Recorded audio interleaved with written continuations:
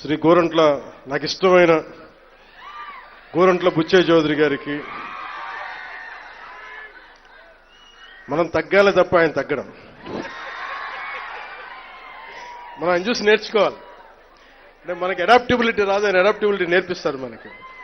అలాంటి గోరంట్ల బుచ్చయ్య చౌదరి గారికి రాష్ట్ర హితువుని, రాజమండ్రి హితువుని, గోదావరి జిల్లాల హితువుని కోరుకునే వారికి మనస్ఫూర్తిగా నా హృదయపూర్వక నమస్కారం.